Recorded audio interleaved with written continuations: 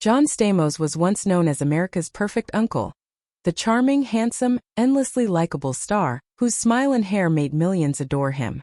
But behind the familiar grin, he carried a story that was far more complex than anyone realized.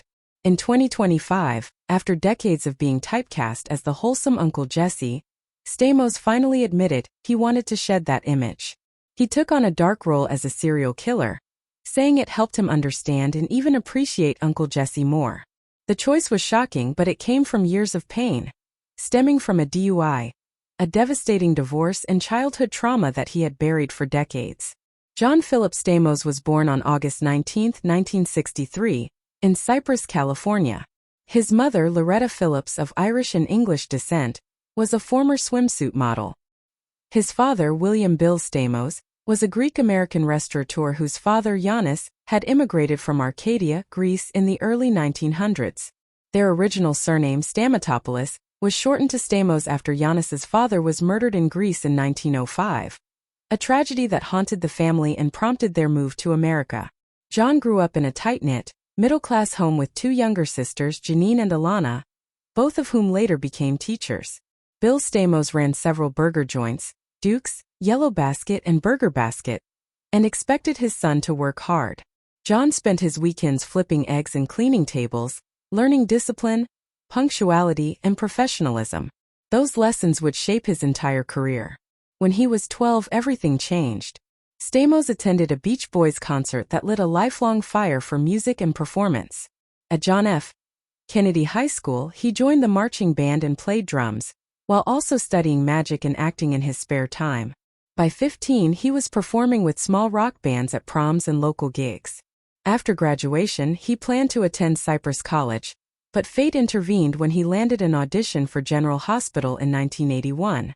His father agreed to let him postpone college for one semester. Within weeks, Stamos won the role of Blackie Parrish, a troubled teen who played in a band. It was meant to last 5 episodes but turned into 2 years, thanks to fan enthusiasm. By 19, he was nominated for a Daytime Emmy and flooded with fan mail. Teenagers and mothers adored him, but he didn't want to be just another soap heartthrob. During that time, he dated co-stars Janine Turner and Demi Moore, and even underwent 2 minor nose surgeries to refine his on-screen look. After 124 episodes, he left General Hospital in 1984 to pursue primetime work. He landed a lead in CBS's Dreams, about a rock band chasing fame in Philadelphia.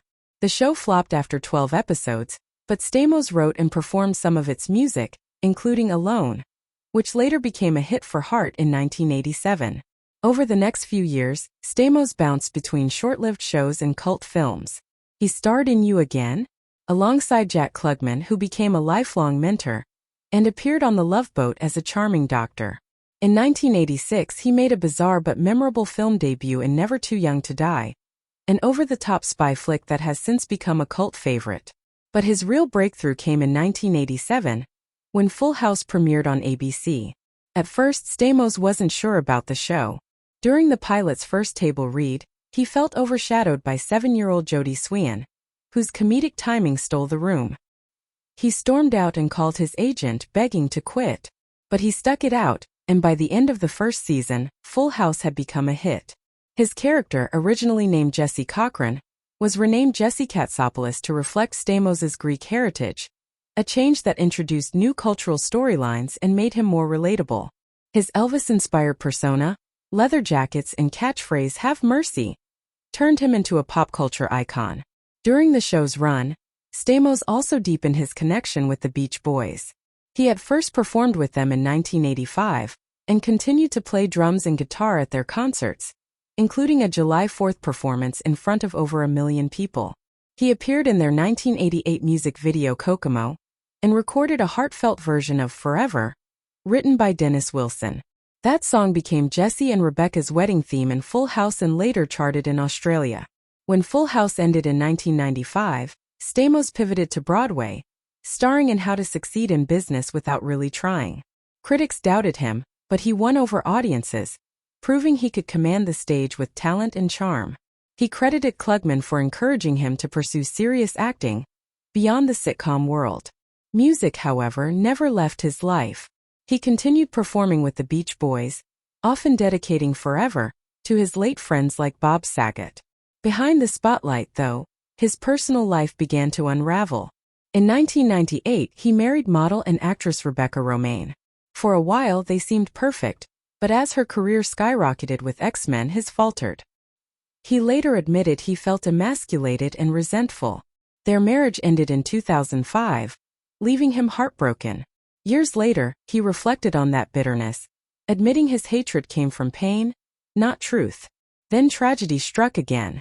In 2014, his beloved mother, Loretta, died of cancer. Her loss broke him completely. He turned to alcohol and sleeping pills, especially Ambien, which caused blackouts and memory loss. In June 2015, he was arrested for driving under the influence in Beverly Hills and later sentenced to probation and rehab.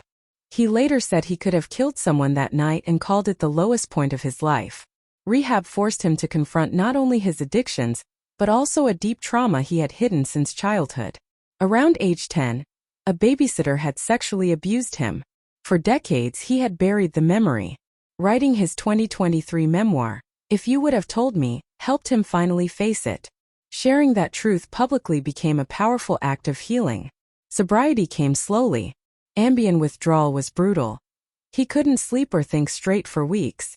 But therapy and his charity work with child help gave him purpose.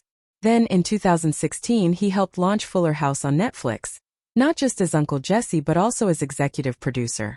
The revival ran for 5 seasons and allowed him to reconnect with the cast and fans while proving he had evolved beyond his sitcom past. His career found new momentum. On Law and Order, SVU, he played a manipulative man who tampered with condoms to impregnate women. A chilling role that foreshadowed his later turn toward darker characters. The episode also introduced him to Caitlin McHugh, who would become his wife. They married in February 2018, and 2 months later, their son Billy was born. Fatherhood grounded him in ways nothing else had. In 2021, Stamos starred in Disney Plus's Big Shot, playing a temperamental basketball coach learning humility through his students. The show lasted 2 seasons and gave him a chance to channel his experiences as a father into his work. By then, he had completely quit medication, saying he finally felt clear, stable, and truly himself. In his memoir, he reflected on regrets, turning down Nip/Tuck because Romijn disliked the script, losing roles and reliving heartbreaks like walking in on his then-girlfriend Terry Copley with Tony Danza.